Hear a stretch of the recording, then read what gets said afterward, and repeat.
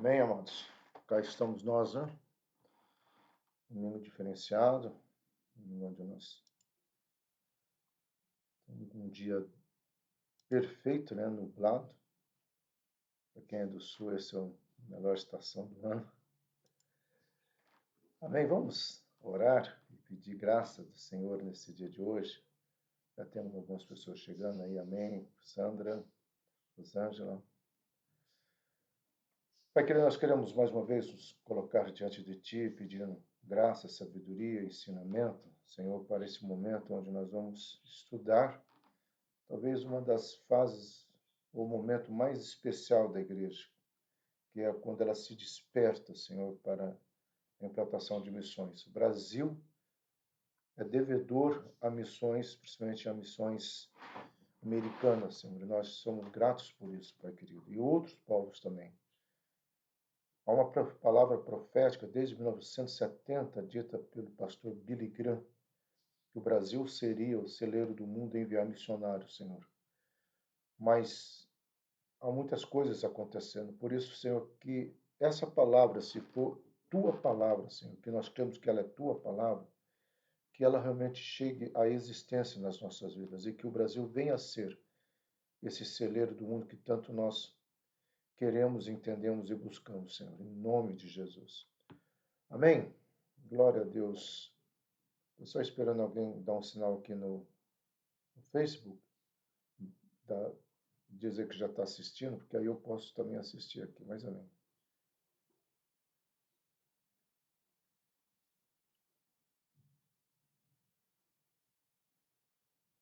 Bom, daqui a pouquinho alguém se prontifica aqui. Amado, nós estamos avançando na segunda parte desse estudo, né, que é o despertar da igreja. Nós paramos. Alguém já fez aqui, graças a Deus está aqui, agora eu consigo. Agora tirou o som, agora sim. Porque aquela vez lá na igreja, eu não estava olhando no meu telefone e eu achei que tinha parado, eu fiquei, parou. Aí eu reiniciei, no fim não precisava ter reiniciado, enfim. São questões, né, que a gente está. Bem, amada, essa segunda parte da igreja, porque esse é um período muito importante dentro da nossa história, tá? É claro que a última igreja vai ser um estudo que talvez eu vá ter que dividir também, por quê? Porque vai pegar principalmente a implantação, né, das ideias do iluminismo, do existencialismo e do humanismo. E, consequentemente, as duas grandes guerras, né? A primeira em 1914, a segunda em 1939, 1940, né? No surgimento do nazismo, o surgimento do comunismo, né? Especialmente Karl Marx, Hegel e esses personagens todos, que até hoje, infelizmente ou felizmente, influencia muito a questão social, a questão comportamental, né? Essa briga ideológica que nós temos hoje, que nós chamamos de esquerda e de direita, vem desse momento. Também é um período muito bacana, também tem muita coisa teríamos para falar no Brasil, né? O despertamento do Brasil para as grandes campanhas, né? No Rio de Janeiro, Nordeste, Bahia, e depois começando a implantação das faculdades de teologia batista, presbiteriana, metodista no Brasil. Depois nós teríamos o surgimento das comunidades evangélicas, enfim, eu estou até adiantando demais, mas só para você ver que é muita coisa para um só aulão.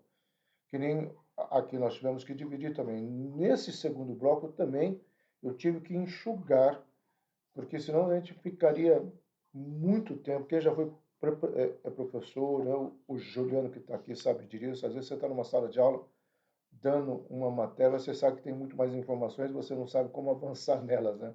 Mas enfim, vamos lá, tá ok? Nós precisamos entender isso aqui, ó. Reunidos ainda, o que foi o nascimento, nós vamos começar como que o avivamento começou a se despertar na América, né, do Norte, depois nós vamos ter que pular na Europa, então nós vamos ter que ficar fazendo esse ping-pong aqui para vocês entenderem, tá? Tudo começa o nascimento dos Estados Unidos com esse navio chamado Mayflower, 41 homens, né, assinam o Pacto de Mayflower. O que é o Pacto de Mayflower? Isso é muito importante. Existem duas nações que nasceram debaixo de um decreto de Deus. Decreto de Deus. O que é o decreto de Deus? Não propriamente Deus dizendo, mas o homem fazendo uma aliança com Deus. A primeira nação, tá, com certeza foi Israel, através do chamado de Abraão, nós sabemos disso, né? A segunda aqui é os Estados Unidos, e essa é uma promessa de Deus para essa nação americana, a qual nós vamos receber, né, a questão toda dos missionários. Mas esse pacto do Mayflower tem muito detalhe, mas o que é importante para nós resumirmos, né? É aquele momento que um grupo de cristãos fugindo da Europa por causa da perseguição do catolicismo, a Contra-Reforma, se lembra, não tanto por causa das Inquisições, vai ser um outro grupo que vai vir. Interessante que o grupo que está fugindo da Inquisição, tá, espanhola e portuguesa, eles vão vir para o Brasil. E um grupo vai se instalar no norte, eu já falei sobre isso, vai ser expulso, os holandeses, os noruegueses, tá? E muitos judeus vieram para a América do Sul. E já na América do Norte, não foram os judeus que vieram, na grande maioria, mas sim homens que estavam sendo perseguidos por causa do protestantismo, tá? É claro que você já deve ter ouvido falar, né, aquele fato de que pessoas marginais, prisioneiros, foram exilados nesse Mayflower. Eu pesquisei, aí como essa semana eu tive mais tempo também, todas as informações que eu tenho, isso é quase uma lenda, que na realidade não eram prisioneiros marginais, assassinos, pedófilos, como se falaram. Na realidade, eram pessoas presas politicamente e por causa da religião. Então, não eram pessoas sem nenhuma base estrutural de educação, pelo contrário. Então, eles chegaram e fizeram esse pacto, que é muito importante na história dos Estados Unidos, que é de que esse lugar seria uma Nova Jerusalém. Inclusive, a primeira proposta, segundo os historiadores, é que os Estados Unidos fosse chamado Nova Jerusalém, ou pelo menos aquele pedaço de terra quando eles chegaram. Mas como a maioria tinha um pezinho na política, eles entenderam, não, vamos fazer aqui uma nova Inglaterra. E aí ficou esse termo Nova Inglaterra, como é conhecido esse começo dos Estados Unidos. Depois vai ter essas mudanças de nomes que nós temos hoje para se tornar o estado de Massachusetts, né? Então, eles se dispuseram a criar leis que fossem boas para o público em geral, insistindo na solidariedade do grupo e na renúncia dos interesses pessoais. Então, praticamente, eles trouxeram o modelo de Atos dos Apóstolos, tá? Promover uma solidariedade, renunciar a interesses pessoais e fazer lei que fosse boa para todos. Inclusive, um dos textos mais lidos nesse período era Atos capítulo 2, o capítulo 2, principalmente do versículo 42 em diante. Aí perseveravam na doutrina dos apóstolos, no comer do pão, no partilhar uns com os outros, tinham tudo em comum, ajudando uns aos outros, tá? Então, assim, essa solidariedade, amado, talvez é uma solidariedade que nós, cristãos, precisamos, nos dias atuais, rever. Eu entendo que muitas pessoas ajudaram e foram decepcionadas, eu entendo uma série de questões, mas é muito importante você entender que a base da igreja é essa. E quando Jesus fala assim, amar o teu próximo, você está me amando, eu também acrescento, o José sabe disso, que às vezes vem algumas situações lá na porta da igreja, eu acrescento assim que nós precisamos ter um critério hoje. Nós precisamos ter um critério hoje, tá? Mas esse critério não pode nos impedir de abençoar o próximo. Uma igreja que seja solidária com o próximo, né? E isso é algo que nós precisamos cada dia mais entendermos e declararmos e avançarmos, tá? Bom, esse é um navio, um navio chamado Mayflower, com 102 protestantes, 41, você vê, ó, dos 102 passageiros, apenas 41 assinaram o pacto. Esses 41 são os homens, somente os homens. Já, os Estados Unidos começou um pouco machista. Não, nesta época, as mulheres tinham a função nobre, maravilhosa, que é cuidar da família, estruturar a família, os afazeres domésticos, nós chamamos hoje, e os homens tinham mais uma questão política. Tá? Então, não tem nada de machismo. Tá? Quem emancipou a mulher foi o Velho Testamento, começa lá no Velho Testamento, senão Deus não teria usado Débora, mulher, para salvar Israel. Tá? quando os homens, né, não quiseram fazer nada, não teria usado Esther, não teria usado Raabe, não. Então é balela de quem quer dizer que o Velho Testamento é machista e o Novo Testamento Jesus também não valorizou, porque Jesus valorizou em muito, mas não é estudo aqui, tá? É apenas um acréscimo, porque muitas vezes eu escuto essas informações desconcentradas da realidade. Esse é o barco, nós estivemos lá, ele existe, né? Ele, claro, ele foi reformado, e ele virou um lugar turístico, né? Eu e a Angie pudemos entrar nele. Realmente é esse aperto aí. A gente fica pensando como é que 102 pessoas viajaram um trajeto longo, né? E eles vão chegar no porto de Plymouth, onde nós estivemos, né? Por causa de uma tempestade, tirou do curso. E é interessante como que a própria tempestade guiou eles não para o lugar que eles queriam ir, mas vamos colocar assim para o lugar que Deus queria que eles fossem. Uma das coisas que é gostoso, amado, você estudar a história da igreja, principalmente esse período que nós vamos avançar agora de avivamento, que nem o William Carey, né, o Hudson Taylor, é como que Deus, vamos usar uma expressão, né, ele vai sabotando a história em nosso favor. Então, quando eu estudo a história da igreja e eu vejo a história missionária, como que Deus fez, eu tenho que me aquietar o meu coração em dizer, eu não sei como, mas Deus tem planos dentro de planos para a minha vida e para a sua vida. Tá? A única coisa que Deus espera é que eu e você possamos descansar dele. Ainda hoje de manhã eu falei para uma pessoa assim que cabe ao homem fazer planos. Né? Nós podemos fazer planos, nós devemos fazer planos, mas crendo e sabendo que a resposta certa vem do Senhor. Um dos textos que eu gosto é da sabedoria de Salomão, quando ele escreve isso lá em Provérbios, capítulo 19, né? Que o homem deve ter planos, eu e você precisamos ter planos. Então, essa mudança de curso do Mayflower para chegar em Massachusetts, e ali no slide da aula retrasada eu mostrei, eles vão fazer aquele encontro com os índios, porque os índios ficaram assustados, como foi no Brasil também, como foi talvez em cada descoberta, e eles iam ver o que estava acontecendo. E eles desceram já oferecendo um banquete. Quer dizer, eles desceram e foram fazer um culto, aí os índios foram se achegando.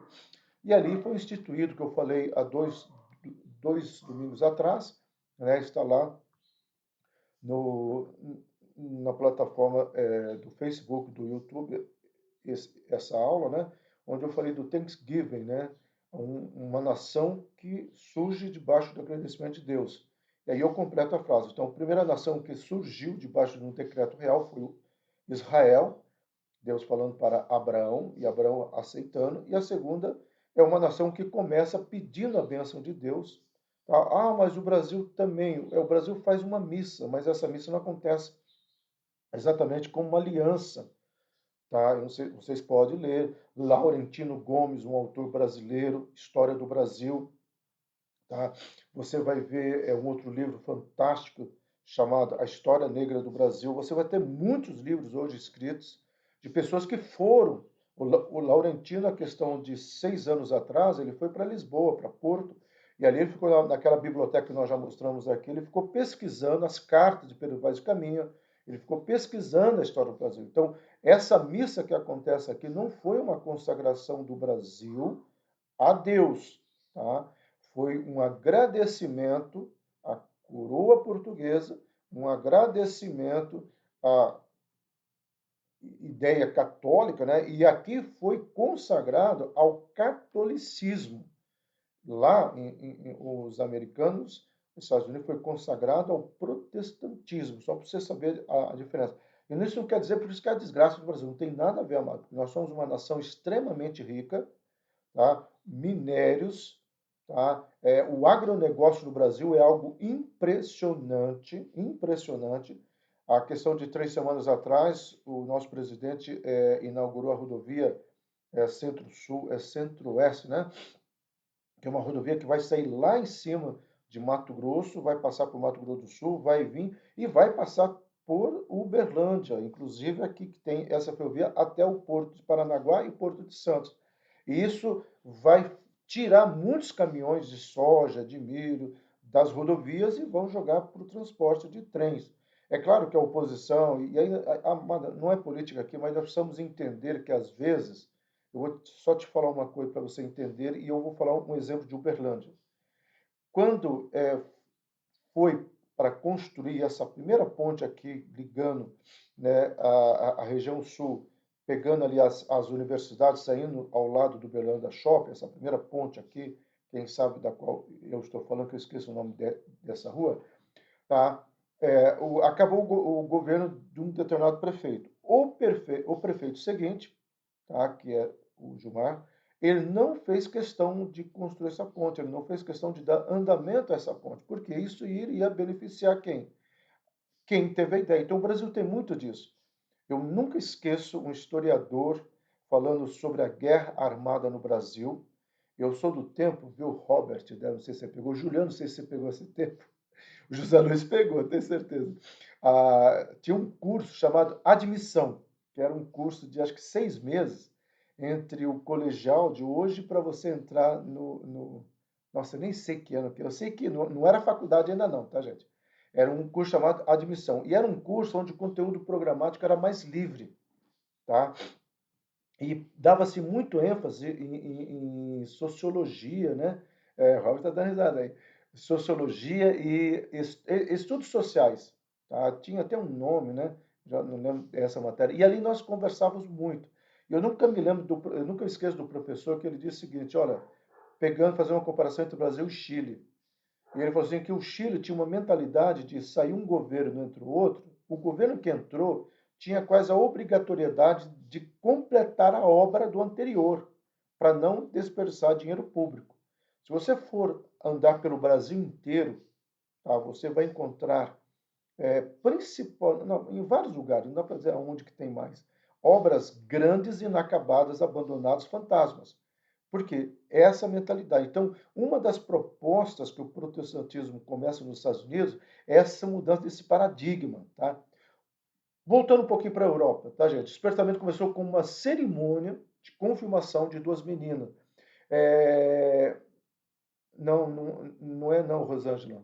Não é um cursinho pré-vestibular. Não existia nem pré-vestibular, não existia nem segundo grau. Eu estou falando aí, gente, de uma década que eu prefiro nem falar, que vocês vão aproximar a minha idade. Se bem que todo mundo sabe, né? 29 de março está chegando. Yes! Só que cai numa segunda-feira, né, gente? Oh, meu Deus do céu. E nessa quarentena, de novo, eu vou receber só parabéns virtual, mas melhor isso do que nada. Então, assim, começou que numa reunião qualquer de crianças. Olha só que coisa tremenda, amado.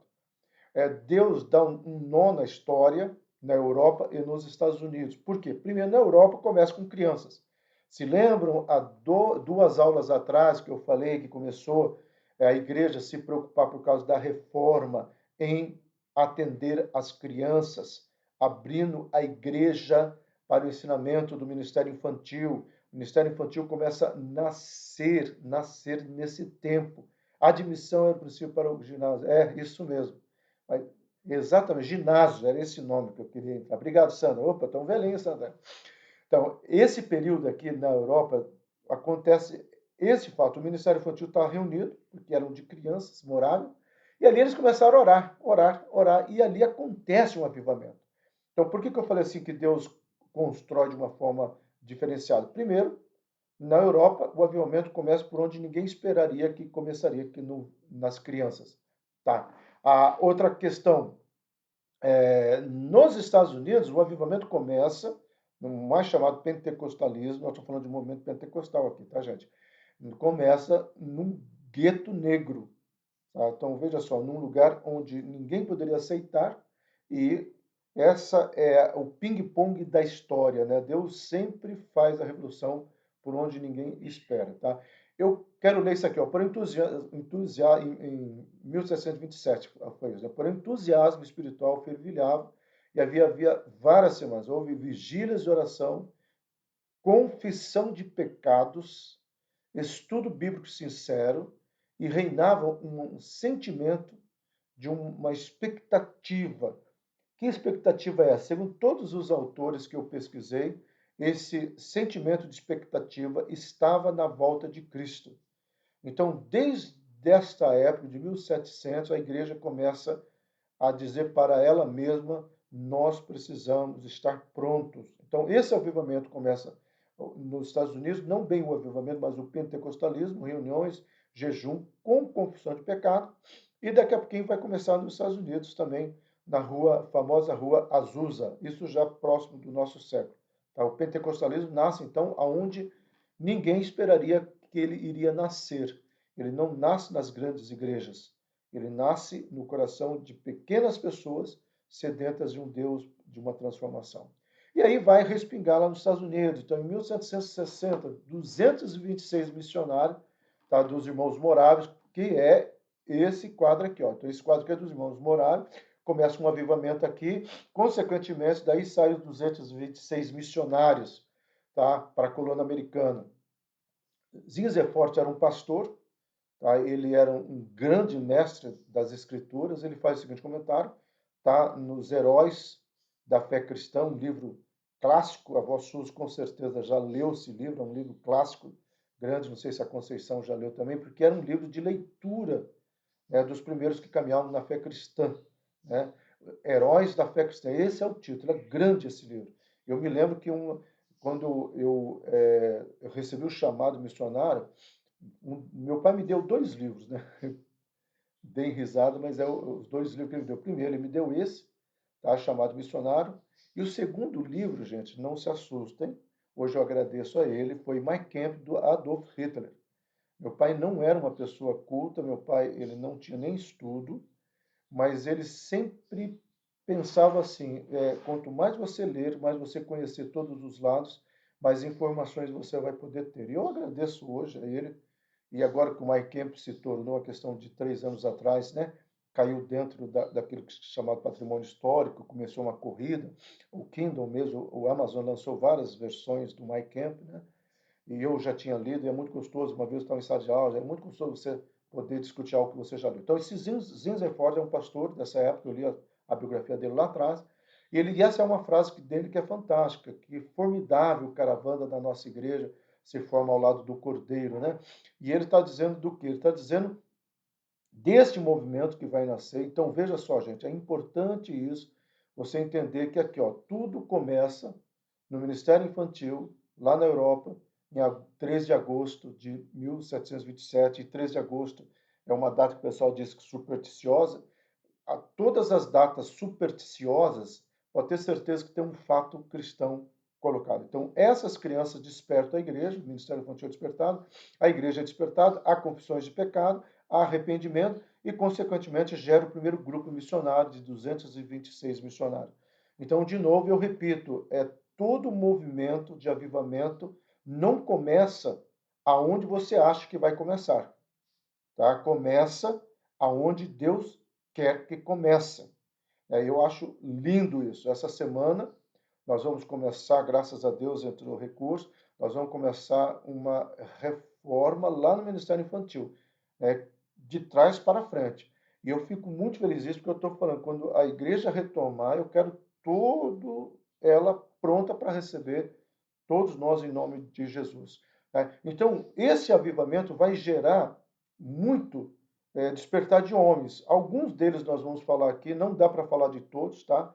Eu vou falar daqueles que são mais notórios. Primeiro, John Wesley, foi o grande influenciador pelos morávios. Morávios é aquele pessoal lá do Ministério Infantil, tá? Vocês têm, falou a palavra morávios, liga um grupo, né, de pessoas reunidas, crianças reunidas, orando, buscando a presença de Deus, tá bom? Algumas de suas preocupações ao movimento metodista. Bom, o que é importante aqui? Eu não sei se faz algum resultado eu tirar o fonezinho para tossir ou não, mas depois eu vou me ouvir, que a última vez que eu vi que fica muito forte a minha tosse, né? Terrível. E não é nada. Eu tenho problema de garganta mesmo, amado. Mas voltando aqui. John Wesley. Amado, a mãe de John Wesley tinha 13 filhos, né? Alguns colocam, arredondava assim, porque ela criou alguns outros. Bom, desses todos os filhos que estavam com a mãe de Wesley, ela não tinha condições de pagar escola para todo mundo. E aí começa a reforma. Uma das propostas da reforma, a reforma já existia, as igrejas já estavam solidificadas, mas como uma das propostas da reforma era que o Ministério Infantil deveria funcionar toda semana na igreja, ensinando, tá, as crianças a ler, ela começa a ensinar os seus filhos a lerem na Bíblia primeiro livro didático de alfabetização que a família Wesley usou foi a Bíblia. E aí houve um despertar, porque não apenas, nós estamos falando de John Wesley, mas os irmãos Wesley, eles são extremamente conhecidos nesse período de avivamento, principalmente nas nações americanas, tá, gente? Então, como eu falei assim, não dá para nós ficarmos discutindo todos os personagens, mas é alguém assim que vai mudar a história também. Esse cidadão aqui, ó, William Carey, né? Eu lembro que nesse livro, que de cabeceira, né, que meu pai deu, História dos Heróis da Fé Cristã, eu fiquei impressionado com a história dele, tá? E eu nunca esqueço, gente, eu falava para o meu pai assim, ó, se eu tiver que para algum lugar, que Deus me leve para a Índia ou Deus me leve para a China, por causa de Hudson Taylor, né? Mas Deus não me levou nem para a China, nem para a Índia, ele trouxe para Uberlândia para conhecer vocês e pastorear vocês. Eu sou grato a Deus por isso. Mas William Carey, amado, tem algumas coisas escritas aqui, mas deixa eu contar o que eu li naquele livro que eu acho fantástico. Ele era sapateiro. E ele colocou um mapa da Índia bem no lugar onde ele trabalhava, e cada vez que ele estava martelando ali, ele ficava olhando e ele clamava a Deus para ser usado. Ele leu, amado, veja só, ele leu livros, né, de Robinson Crusoe e A Viagem de Gulliver, de 1793, tá? Então, assim, ele vai para a Índia. O que eu quero pegar aqui, ó, o que despertou ele a ser um aventureiro, que despertou ele para ser um aventureiro, foram livros de histórias seculares. E às vezes eu vejo, são clássicos, né? Tá, eu não estou falando de literatura hoje, que é uma literatura idiota. Eu acho, amado, a minha proposta, eu fiz isso com os meus filhos, isso é uma sugestão para quem tem filho, principalmente na pré-adolescência. O que é pré-adolescência? A partir dos 9 anos de idade, tá? Até a idade avançada. Trazer clássicos, né? As Aventuras de Robson Crusoe, tá? O Índio, Sexta-feira. Quem que aqui, quem que já leu sabe que falou Índio, Sexta-feira já sabe. Quem assistiu o Náufrago do Tom Hanks, né? Quase que lembram lá, aquele índio é uma bola, é personificado na bola. Exemplo, muitos clássicos, nós não lemos clássicos, nós damos literatura atual, mas nós precisamos aprender. Então, para fechar essa linha de pensamento, este homem, ele foi inspirado a ser um aventureiro para o reino de Deus através de literatura secular. Então, muitas vezes a crente não pode ler tal coisa. Meu amado, é uma idiotice isso, e é de um analfabetismo gospel, né, idiota, essas configurações. Tá? Avançando outro personagem, 1780, Robert Hakes, da início à escola dominical, e não demorou muito para que as crianças passassem a querer aprender. Em pouco tempo, 90 crianças frequentavam a escola dominical e a cada semana, aos poucos, elas aprendiam a ler. Então, mais uma prova aqui do que o Ministério Infantil despertou a América do Norte, despertou o coração de muitas pessoas. E esse Robert Hakes, ele vai trabalhar sobre esse momento onde tanto eles vão ensinar a questão da alfabetização, né, o ler e escrever, mas eles vão ensinar talvez a palavra de Deus. Então, aqui é um parênteses, né, meu amado? Até que ponto esse período, aqui até 1930, não foi um período de grande avivamento, de grande despertamento, tá? Billy Graham vai surgir no momento de resquícios daqui, né? 1960, 1970, as grandes campanhas de Billy Graham, né? Há um folder, né, muito bacana, vou ver se eu coloco no próximo encontro nosso, onde Billy Graham está chegando lá no céu, aí o anjo fala assim, Billy Graham, todo esse povo aí quer te dar as boas-vindas, ou seja, todo aquele grupo ali lá no céu foi resultado do evangelismo de Billy Graham. E ele surgiu da onde? Surgiu como resquício, né? Claro, não foi nessa época, né, gente? Mas como resquício, né, do que foi plantado nesse período, onde a igreja ela se preocupou a ler. Vou te dar um outro exemplo, amado. Faça uma seleção natural. Chega em qualquer igreja, aleatoriamente, pega um grupo de jovens, jovens que eu falo vão pegar aí de 15 anos para cima, e depois pega nessa mesma igreja adultos, tá, de 45 anos para cima, tá? 45 anos para cima. Quanto mais, principalmente quem estiver perto entre 50 anos e 60 anos, eles já leram a Bíblia e eles têm o costume de ler a Bíblia uma vez por ano, capa a capa. Eu já preguei que só ler não funciona, mas não estou falando isso não agora. Agora estou falando pelo hábito de ler a Bíblia. Tem pessoas, se não me engano, a avó Suzy faz isso, ela já me falou, não sei se alguém mais aqui faz, mas todo ano começou. Meu pai era assim, 1º de janeiro, ele falava, Silas, começando Gênesis hoje. Era 1º de janeiro, não dava nem folga para comer o que restou da ceia. Não, precisamos começar a ler a Bíblia hoje, para acabarmos dia 31 de dezembro. Aí, quando acabava dia 31 de dezembro, você achava que ia respirar, começava tudo de novo. Então, e essa geração, a outra que eu falei aí, dos seus, que está nos 30 anos de idade, tem gente que nunca leu a Bíblia. Aliás, só leu aqueles versículos que o pastor ensinou e pregou e olhe lá.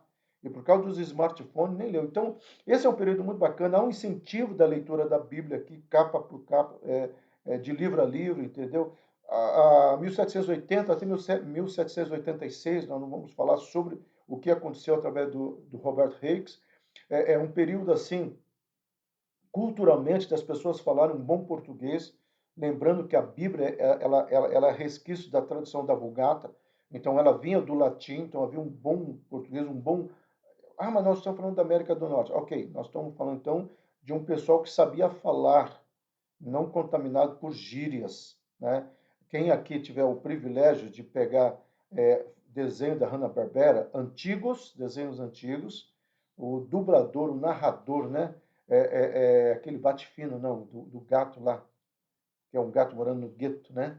Que tem os seus companheiros. O narrador lá, para você ver como é que ele fala um português clássico, um português que dá inveja a nós, pela concordância verbal, falando nesse sentido. Não era nós fomos, né? Sabia colocar a concordância em suma. Esse desenho aí, eu não sei, mas a Anja era fã dele, mas avançando um pouquinho mais. 1807 surge esse cidadão também, eu não vou me preocupar com o que eu escrevi aqui, porque aqui é mais embaixo que eu vou ler. Mas quem que é esse cara? O que me chama a atenção nele? Por que eu estou saltando em personagem?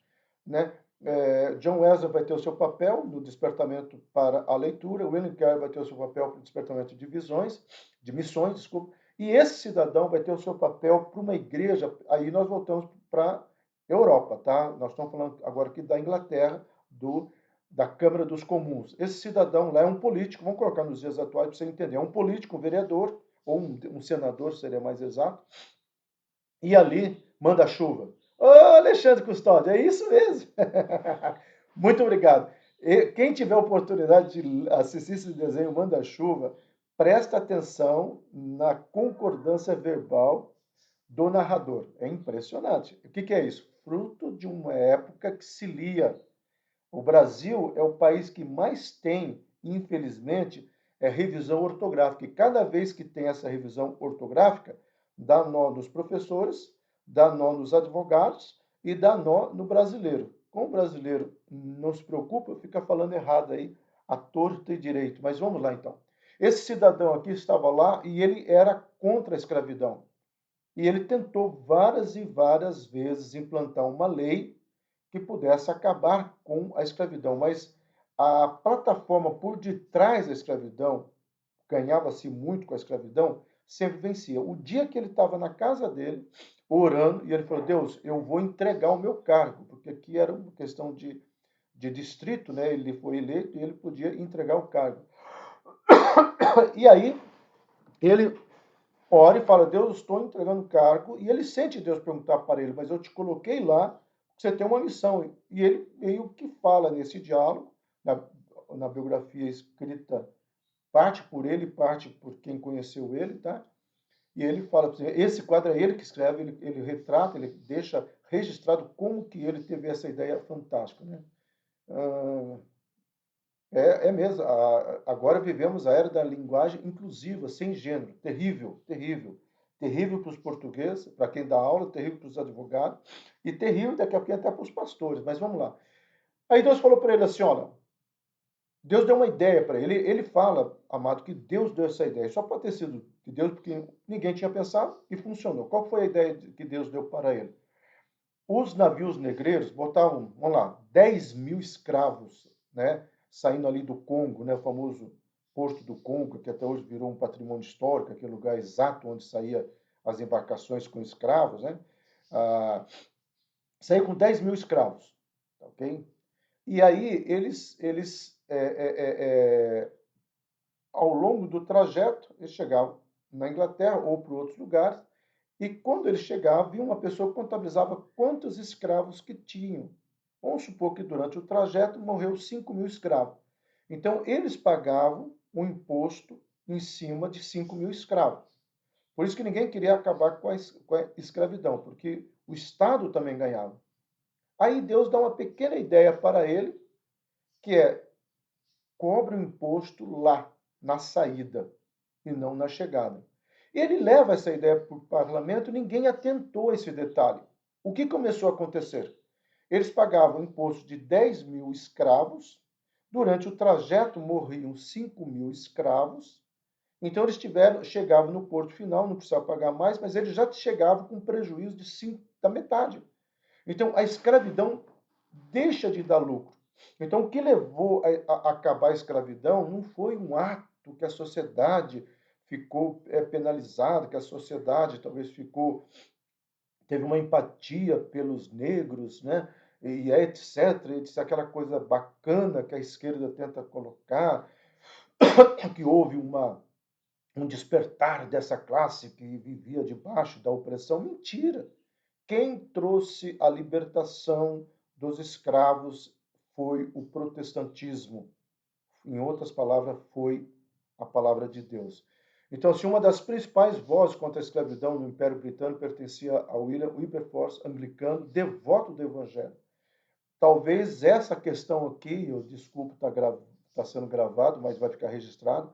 Talvez é isso que falte aos políticos da bancada dita evangélica. Eles serem devotos ao Evangelho do Senhor Jesus Cristo. Porque 99% deles são devotos ao Evangelho pessoal da sua conta bancária. Está registrado aí. Vamos avançando. Tem a Tatiana, que é advogada, tem o Robert, que é advogado. Se eu precisar, eu recorro a vocês. Viu? 1830, Comércio do Desenvolvimento Urbano. Charles Finley, esse é outro cara importante para mim, porque ele começa a sair da igreja, do gueto da igreja, do espaço da igreja, e ele começa a avançar exatamente para as ruas. Então, todo o avivamento começa a acontecer, tanto aqui nós estamos falando da Nova Inglaterra, nos Estados Unidos, então nós voltamos para os Estados Unidos. Tá? Por isso que eu falei, nós vamos ficar nesse ping-pong aí, tá, gente? E olha só, a onda de avivamento da Nova Inglaterra começou lá na Nova Inglaterra, já varreu o sul, vai pegar o Texas ali, o oeste alcançando a fronteira ocidental no Tennessee e no Kentucky, por volta de 1800. Então, enquanto... e não pode cobrar, viu, Tatiana? Nenhum serviço pastoral, tá? Então, esse trabalho aqui, amado, que acontece em 1800, a partir de 1800, desculpa, veja só, o Brasil ainda está naquela colônia de Portugal, ainda nem tinha chegado a família portuguesa. Por isso que quando alguém fala assim, esses países são mais desenvolvidos, amado, nós somos uma nação nova, tá? Então, isso que nós precisamos estar avançando e entendendo. Esse Charlie Finney, gente, também naquele livro lá, Os Heróis da Fé Cristã, eu acho que eu tenho ele ainda aqui encadenado, mas não impresso, porque é uma relíquia aquele livro. Tá? Ele faz parte, amado, de um livro que vai retratar, e é muito bacana a história do Phelan, porque o Phelan ele começa a montar grupos de orações nos guetos, nos bares. Vai surgir um cara que eu vou falar daqui a pouquinho, o resultado desse período, chama Jonathan Edwards, que é fantástico o que ele faz. E começa a surgir também muitas implicações, agora entre o norte e o sul, que daqui a pouquinho nós vamos comentar um pouquinho mais, tá? Hudson Taylor, tá? 1854, 54 anos depois, como resultado desse avivamento, esse cara sai de barco em Xangai, depois de uma viagem tediosa que iniciaram na Inglaterra, e não havia ninguém para dar as boas-vindas. Eu coloquei isso porque acreditava-se que tinha cristão lá na China, mas não tinha. Então ele passa a ser o primeiro missionário na China, Hudson Taylor, e ele vai trazer um despertamento muito grande nos chineses. Eu brinco, né, que a diferença do avivamento na China, provavelmente em outras nações, está na Bíblia, né? a escrita chinesa é assim, né? Então o chinês lê assim, sim senhor, sim senhor. Nós lemos assim, não senhor, não senhor. É uma piadinha boba que a Anja fala que não tem graça, mas às vezes eu gosto de falar assim que a diferença do chinês, meu amado, é que eles realmente são muito sérios, é para fazer, eu faço. Os países asiáticos, né, os japoneses também, vocês sabem disso. Mas por que que lá o avivamento não é tão forte? Porque até hoje, amado, você tem uma igreja clandestina fortíssima na China. Uma igreja que sofre uma perseguição e uma igreja que não morre, uma igreja que não entrega os pontos, tá? E uma igreja assim que realmente conhece em todo o país, todos os países asiáticos, principalmente Japão e China, mais exatamente, tá? Bom, esse cidadão é importante, quem gosta de biografia vale a pena ler, porque imagina uma pessoa chegando numa cultura totalmente desconhecida, quase que foi como Marco Polo lá atrás, chegando, não sabendo falar nada, mas com o tempo ele aprende o mandarim e ele traduz, né, os evangelhos, principalmente o evangelho de Mateus e de João, para a língua chinesa, e aí ele faz um trabalho excelente no meio dos chineses, dando a plataforma para lá na frente surgirem homens como Watmani, né, que vão realmente, o Watmani, eu estou citando ele que é mais conhecido nosso, na Coreia, o Po Yang-shu, né, na Coreia do Sul, tá, onde há todos esses dois nomes, Po Yang-shu e o Wutchon, Watchman, desculpa, são dois nomes clássicos, né, do avivamento na modernidade, mas são homens que realmente entenderam e vivenciaram graças a alguém que teve a coragem de ir lá, tá? O reavivamento dos Estados Unidos, agora voltamos para os Estados Unidos, tá, gente? Nós estamos fazendo essas viagens.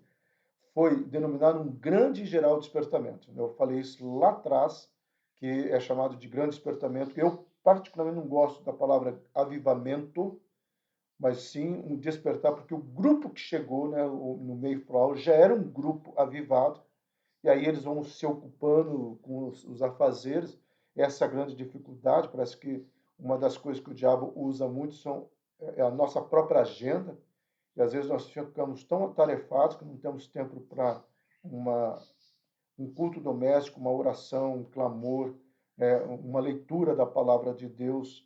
Tá? Então, isso é muito sério, tá, gente? Então, por isso que eu gosto de chamar de um despertar, porque eles já eram. Tá? E aí acontece no modo geral. Isso aqui é importante. Na Nova Inglaterra, o reavivamento trouxe nova vida para muitas igrejas congregacionais, ou seja, igrejas que já estavam morrendo. Tá? Então, o avivamento começa a despertar essas igrejas. Tá? Incentivou grandemente o crescimento dos batistas, né, nas colônias centrais, os presbiterianos, os reformados holandeses.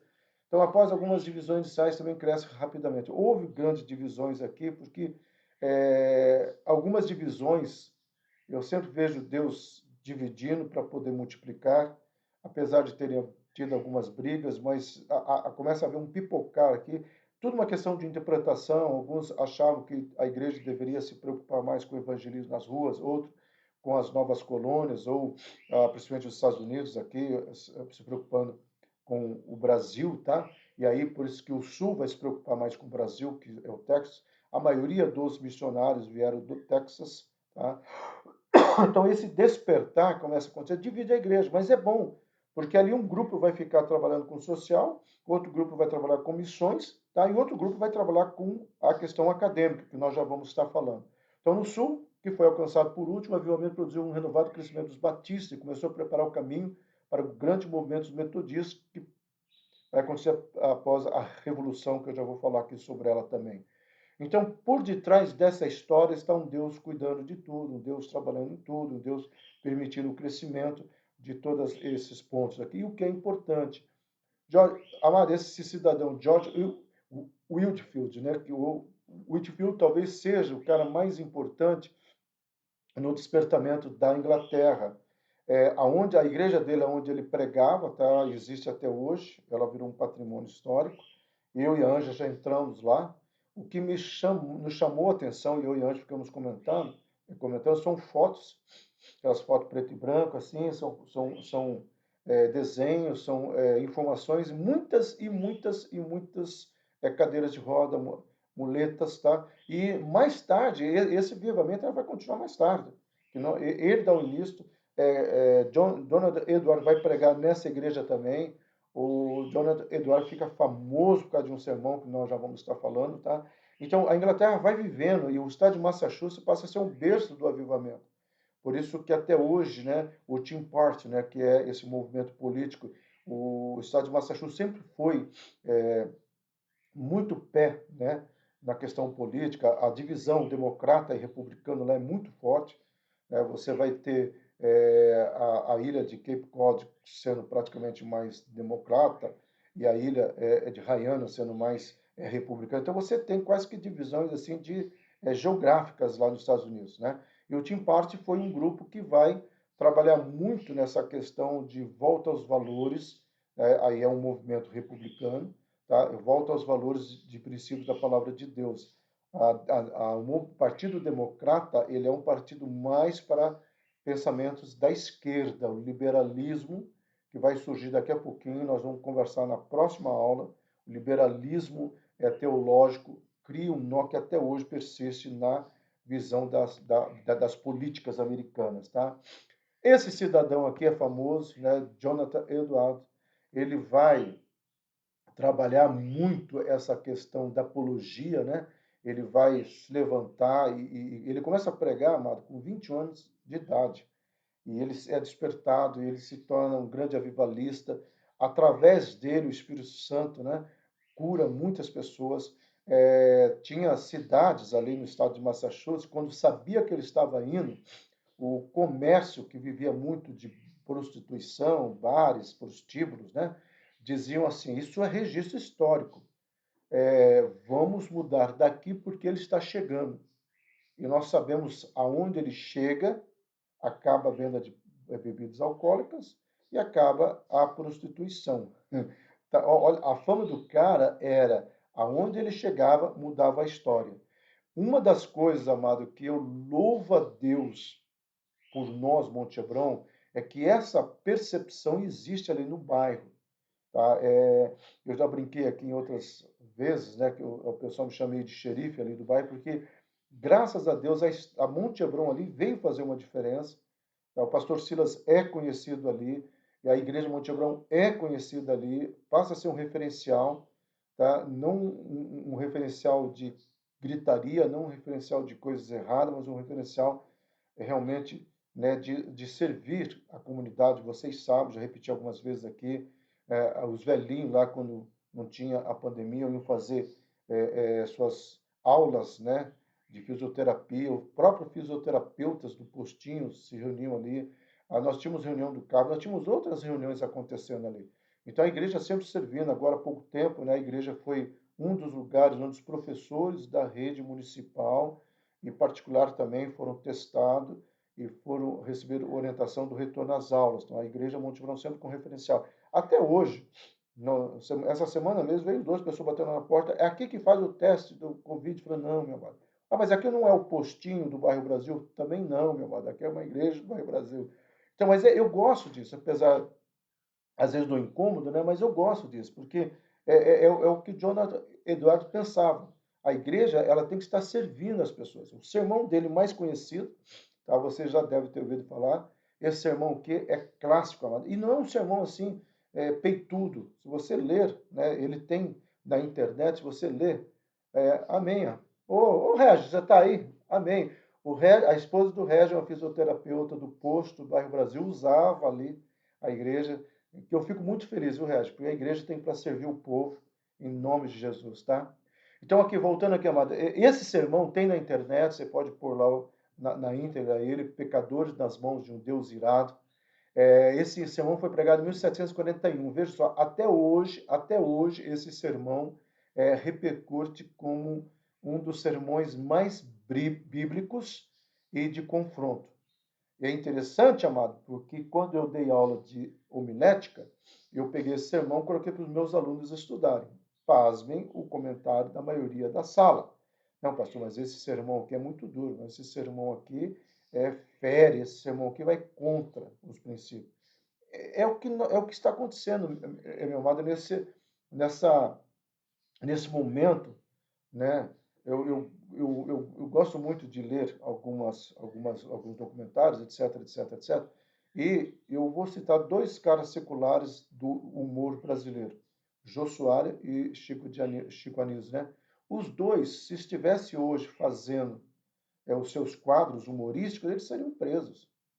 Tá? Então, nós estamos chegando no normal que é tão idiota que você não pode mais brincar, né? Quem aqui já não jogou futebol e de repente tem um rapaz que era asiático, ô, olho rasgado, pega a bola, olho rasgado, pronto, para tudo, vai preso. Ou um cara de couro, né?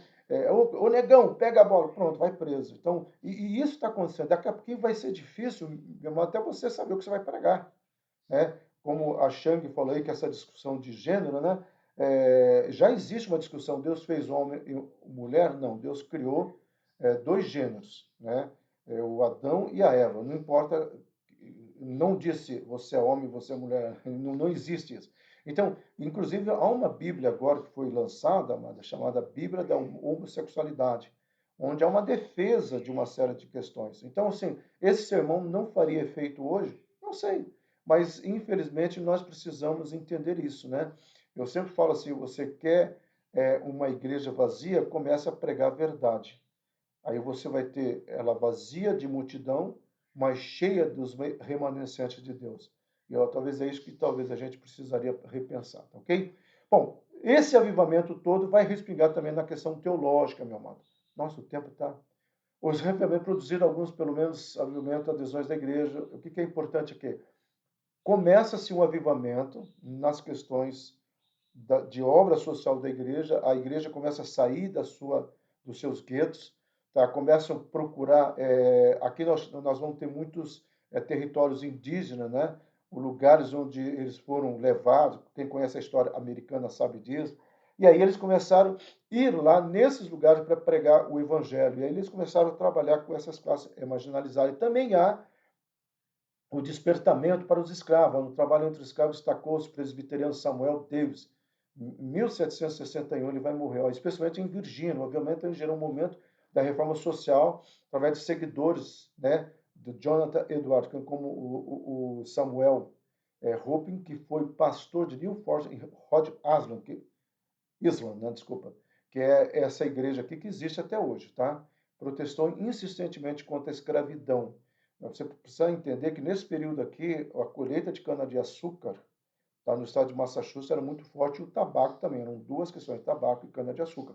Então, eles faziam uso da mão dos negros, né, dos escravos. E aí eles começam a ir para a igreja, começam a escutar um cara dizendo, está errado isso aí, está errado isso aí. E aí eles começam a dizer, pô, mas não é isso que nós queremos. O confronto ninguém gosta, né? Você sabe disso. Então, na segunda metade do século XVIII, a atenção de muitos americanos afastou-se de grande interesse religioso. E aí começa a entrar a política dentro da igreja, mas não uma política saudável, como foi de Wilberforce, ou uma política de Abraham Lincoln, ou uma política de homens que mudaram a história, mas uma política que é voltada para questões da emancipação. Nós precisamos entender que Deus está por detrás disso também, meu amado. O político não pode ficar lá só falando de Deus, né? Vamos mudar Uberlândia para terras de Deus, vamos mudar a bandeira de Uberlândia, dizer. Não, o político tem que entender, e muitas vezes nós não compreendemos a ação do político. Tá? Só que o político tem que ter coerência com aquilo que ele crê e ele vive, e aí é um testemunho. Tá? Só que aí a igreja começa a trabalhar nessa questão e vai gerar, eu coloquei essas datas, Revolução Americana, nós não vamos estudar porque é muito grande. Declaração de Independência, que até hoje, né, o iluminismo teve uma contribuição muito grande para os pontos dessa independência. A nossa Constituição, apesar de ser influenciado por Auguste Comte, né, um francês, você vai ter a questão do positivismo na nossa declaração nossa Constituição, mas muitos artigos são baseados nessa em declaração de independência. Tá? A guerra contra a Inglaterra, né? O filme Patriota com Mel Gibson, quem quiser assistir, vale a pena, retrata exatamente essa guerra, quando a França vem ajudar e assim vai, tá ok? Bom, avançando um pouquinho mais, desdobramentos teológicos, tá? Isso é muito importante. Por causa do tempo, nós vamos um pouquinho mais rápido, tá, gente? Então, a mudança da teologia, o que acontece? Começa a haver um despertamento para trazer assuntos contemporâneos. tem vantagens e desvantagens. A desvantagem é que esses assuntos contemporâneos passam a sofrer uma influência muito grande do iluminismo. E aí passa a surgir que vai nascer a teologia liberal. E o iluminismo, se lembra lá atrás, quando eu fiz aquele quadro, Razão Pura, né? A teocracia dando lugar à democracia, a sociedade saindo, e a ciência, principalmente, saindo da tutela da igreja, indo para a tutela do povo. E aí eles começaram a questionar o livro de Adão, a vida de Adão e Eva, a história, a alegoria. Aí começa a surgir as primeiras pontadinhas que Darwin lá na frente vai desenvolver, que é a questão, né, do criacionismo. Então vão surgir questionamentos. Será que é desse jeito? E a teologia liberal vai nascer nesse princípio aqui, que é, eu coloquei aqui, ó, a influência de ideias contemporâneas sobre a felicidade humana e os direitos individuais. Então, veja só, felicidade humana, o que, que é isso? Isso é a volta do hedonismo, que vem camuflado na maneira de humanismo banhado no existencialismo. Eu quero o prazer aqui agora. Se o meu prazer é pedofilia, então eu quero ele agora. Se o meu prazer é promiscuidade, então eu quero ele agora. Eu tenho que ter liberdade de ter o que eu quero. É exatamente, o ego do homem começa a nascer aqui, Nancy. Isso mesmo. Então, essa questão do ego vai sendo fortalecido, é o eu, e até hoje é isso, amado. E, ó, pasme o que eu vou dizer, mas não se assustem. Existem pessoas que até hoje, nesse ego é tão forte, que elas chegam a barganhar com Deus. Deus, se eu for santo, o Senhor me abençoa. Deus, se eu der o dízimo, o Senhor vai me abençoar. Ah, mas são duas coisas que não tem barganha. Primeiro, o dízimo, eu entendo que é algo feito pela fé, não é matemático, onde você coloca aquilo que você entende que pertence ao Senhor e você sabe que ele vai abençoar os teus 90%. Segundo, tá? Santidade não é uma questão de você dizer, ó, oh, Deus está vendo, eu sou santinho. É uma questão de responsabilidade e de posicionamento. Santidade está no nosso DNA. O DNA do cristão é o sangue do Cordeiro. O DNA de Jesus é a santidade. Tá? Então, aqui nós podemos falar mais, nós avançando. Isso aqui é bacana, gente. Há pouco depois, os americanos também deram início ao seu trabalho missionário no exterior. Esse movimento resultou do reavivamento ocorrido no Union College, em Massachusetts. Nesse colégio que, claro, ele sofreu algumas reformas. Tá, ele hoje é muito bonito. Tá? É o primeiro seminário em Andover, né? Ele foi fundado em 1807. E aqui também, olha só, os primeiros seminários ou escolas teológicas, eles tinham um período de oração. Eles tinham um período de ajoelhar e buscar a presença de Deus, né? Eu tive o privilégio de pegar um seminário interno, então eu fiquei lá os meus 4 anos dentro de um local interno, né? E nós morávamos lá, comíamos lá, tínhamos as aulas lá, os professores vinham de fora, e nós tínhamos tarefas diárias. Eu era o zelador, né, da parte masculina, eu não tinha condições de pagar, então eu fui o zelador lá, eu limpava o banheiro, limpava tudo, e amém por isso. Uma vez precisava comprar uma obra, eu não tinha dinheiro, e o reitor precisava pintar a sala dele. E eu falei para o reitor, deixa eu pintar a tua sala, você me dá esse livro. Só que eu nunca tinha pintado. Então eu peguei aquele rolo lá e comecei, né? O José que vai dar risada. Aí comecei a papapá e pintei bacana, né, de uma cor amarela. Ele era americano, Richard. Oh, Silas! Ele falava desse jeito. Oh, Silas, você pintou minha sala, ficou bonita. Só que eu tinha esquecido de tampar o telefone, tampar a máquina de datilografia. Então ficou tudo respingado.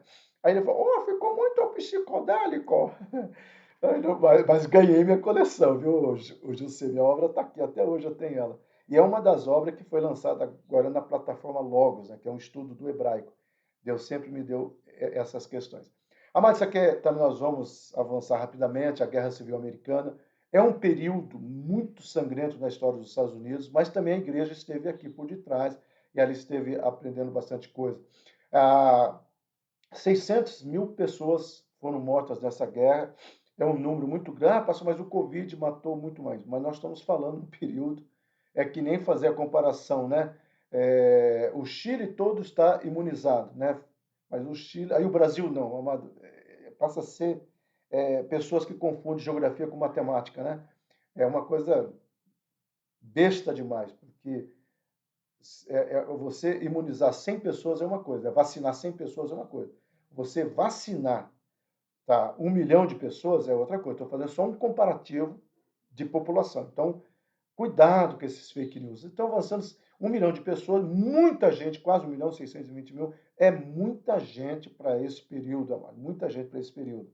Tá? Então, houve razões principais da guerra, de definição dos Estados Unidos como nação, que aí a história dos patriotas vai retratar muito bem isso. Eles já tinham rompido, tá?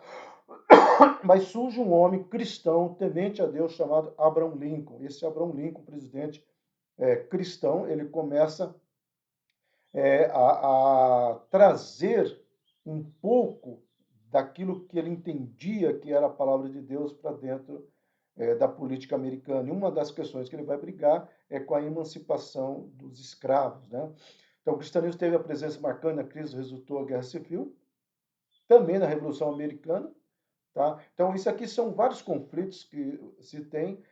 Os Estados Unidos sempre, a igreja sempre esteve presente. A igreja americana é uma igreja de posicionamento. Eu vou te dizer uma coisa, não se assustem. Muitas coisas que acontecem aqui no Brasil, os americanos não iam aguentar muito disso, não. Principalmente do que está acontecendo na nossa cidade ou na nossa região. Tá? A partir do momento que você tem uma informação houve desvio de verbos, você tem algumas informações e fica, pois é, pois é. O americano não fica só, pois é, o cara roubou, pois é, não, o americano vai lá e vai dizer, opa, pera, isso aqui está errado. E por detrás, as igrejas sempre estão orando. Eu entendo que nós estamos orando, as pessoas estão indo na frente dos UAI e tudo mais, é bacana. Eu só acho que deveria evitar aglomerações, né? Também acho que a igreja pode orar cada um do seu lugar, mas enfim, isso é o Silas falando, tá?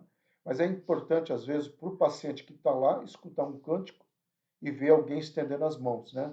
Eu como psicólogo, eu te digo, a imunidade, a baixa dela é muito mais produzida pela ansiedade e o pânico do que propriamente por outros fatores, né? Ou junta-se os dois, a imunidade cai. Então, o cara está lá doente, escuta alguém do lado de fora cantando e orando, claro que tem uma questão positiva. Só acho que não precisa ir toda a igreja, essa é a minha opinião particular, tá? Após a Guerra Civil, ocorreram várias mudanças, tá? Também o tempo não dá, mas três coisas importantes aqui. A igreja começa a olhar muito para a questão social, um despertamento. Alguns ícones surgem aqui. Eu tentei pegar foto do Daniel Daniels e do irmão dele, Samuel Daniels, que eram os dois irmãos que começaram a fabricar nos seus alambiques, no Tennessee, uísque para os soldados americanos, e principalmente os que estavam do lado do Abraham Lincoln. E aí o Samuel Daniels era pastor batista. E aí, com o final da guerra, né, os soldados tinham acostumado a tomar aquele tipo de uísque, Jack Daniels. Ele passa a ser um símbolo até hoje. O que vocês não sabem, gente, apesar do pessoal muitas vezes criticar o uísque, né, do Jack Daniels, o que vocês não sabem é que o Samuel e o Jack Daniels chegavam em determinados locais, chegavam numa cidade e falavam assim, olha, você vende uísque aqui até que qual a quantidade, quanto que o cara conseguir beber? Não, senhor, é 2 doses por pessoa só, tá? Outra coisa, essas mulheres dançando, são garotos, não, não tem mais. Então não queremos ouvir você. É mesmo? Então, a partir de hoje, nós não vamos vender o uísque para vocês. O Jack Daniels, ele abriu um bar Jack Daniels do lado, onde só se vendia 2 doses, e onde não tinha garoto de programa, e, consequentemente, esse outro estabelecimento quebrava. Então, antes de se criticar, a gente tem que saber também o que aconteceu. Outro fato que eu contei na vez passada é que o americano, quando ele pega uma latinha de cerveja, ele põe no cooler lá para refrigerar, e ele toma uma latinha assim, até vezes, olha, fica bebendo ali. É que nem café. Às vezes eu saía com o Papatone, a Mamantone, e ele comprava café no Starbucks, botava ali, ou no Donut, que ele gosta mais do Donut, né? Colocava ali e íamos. Aí quando chegava a tarde, ainda estava tomando aquele café. Aí um dia eu também quis participar, quando chegou a tarde, meu café estava gelado, mas continuava tomando café. Entendeu? Então, assim, o americano não é de beber como o brasileiro. Isso aí é uma outra questão, como eu falei lá atrás, no primeiro ao longo, isso é um fruto da colonização, tá? E isso é uma herança, né, principalmente da influência africana com a influência tupi, a matriz tupi e a matriz africana. E já estamos chegando quase no final, gente, um pouquinho mais só. Então, o ímpeto de difundir o evangelho tornou-se, tá? muito forte nesse período, 1857, foi um ano de despertamento, um ano inteiro as pessoas começaram a sair dos seus lugares e avançando, né, no despertamento social e no despertamento teológico. O despertamento social, nós temos esse cidadão aqui, que é muito importante, que ele vai ser o fundador, né, do movimento da esperança, que ele vai trabalhar contra a venda e o consumo de bebidas alcoólicas, e vai nascer o Exército da Salvação, quando ele vai trabalhar com o pessoal de rua.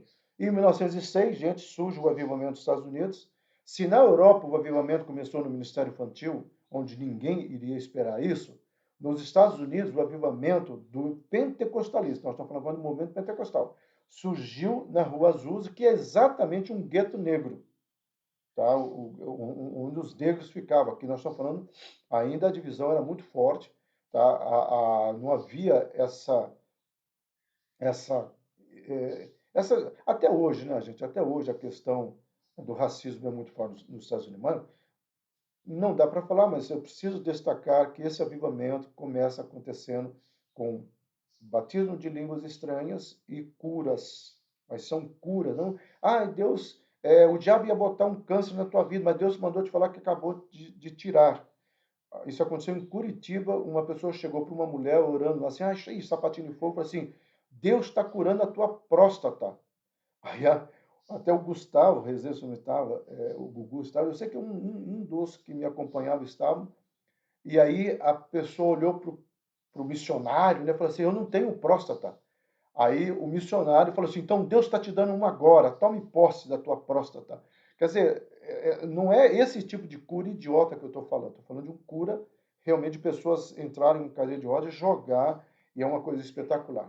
Bom, a igreja de Filadélfia, né, que representa a igreja que tinha sofrido pacientemente, nós já vimos esse quadro aqui, tá? E é importante, para vocês situarem aonde está essa igreja, tá? E ela está aqui, ó, bem aqui, tá? Lembrando que Sardes e Tiatira, principalmente em Sardes, tinha um lugar de águas termais, e daqui a pouco nós chegamos à última, que Gustavo Rezende. Ah! Ô, Gugu, você tá aí, cara? Exatamente isso, você lembrou disso? Tô te dando uma próstata nova. Saudações ao Canadá, Deus abençoe, tá? E aí, amado, o que é importante, nós vamos estudar semana que vem, o título que eu dei à igreja, brincando com a modernidade, nós vamos estudar a emancipação do iluminismo, a influência do marxismo, tá? A influência de Max Weber, são nomes que é mais próximo a nós, tá? Mas nós vamos também fazer como nós fizemos hoje, tá? Não vou dar uma aula de sociologia, nem de economia, tá? Nem de política social. Nós vamos ver o que essas pessoas influenciaram a igreja e como que a igreja deu uma resposta para essas pessoas. O nosso importante, o nosso foco aqui é a igreja, amém? Amado Deus abençoe todos nós. Gustavo, foi bom te ver aqui, tá? Manda lembrança para a família inteira aí, em nome de Jesus, tá bom, meu querido? Saudades de vocês, enorme. Não venham para cá matar a saudade, por favor. Me deixe ir aí para matar a saudade de vocês, tá? Um abraço. Vamos estar encerrando, amado. Hoje o culto será aqui em casa. Nós não vamos fazer. Nós mandamos aquele áudio. Muitos pastores falam que eu não tenho fé. Eu já brinco aqui. Eu tenho fé sim. Sou um pastor prudente. E eu quero declarar para vocês que eu creio que nós vamos sair dessa fase, mas não vamos brincar com a realidade. Alguns pastores que foram, inclusive aquela cantora que gritou no palco, eu sou blindada pelo sangue de Jesus, essa pastora veio a óbito pouco tempo depois, tá? Triste isso, tá bom? Deus abençoe cada um de vocês em nome do Senhor Jesus Cristo. Amém, meu amado?